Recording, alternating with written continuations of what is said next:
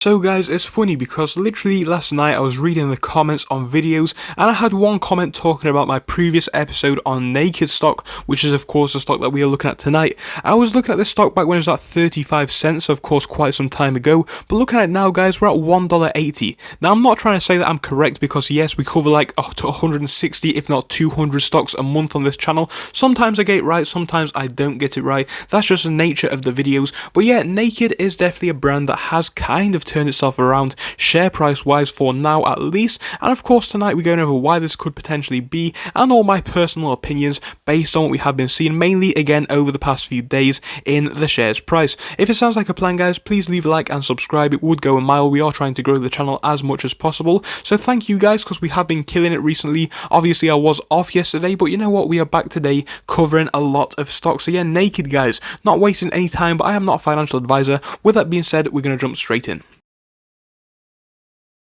So Naked guys, Naked stock indeed has really been taking quite some intense moves over the past few days. Looking at this one from the 26th, like I said, which was of course only 2 days ago, we can see big increases of about 400% almost, so it's currently at 358, and today is actually putting us in the green ever so slightly. We are actually down right now, but you know what guys, things weren't looking too bad up until this point. Now in tonight's episode, markets are still open. I'm filming at the earlier time, but you know, you will be seeing it later in the day. But yeah guys, today isn't showing the worst things in the world. I think hopefully at some point this one will come down a little bit in price because yes, it is a fairly decent company and the catalyst is there, which is of course the potential of a reverse split in share price, which really would help them out. But yeah guys, I think it is definitely a decent company, but you know what, where we're looking at this one right now, there is still some potential, but I think we will probably see a drop soon in the price, and I don't think that is a bad thing at all. I think yes, fairly decent company. The products aren't 100% you know top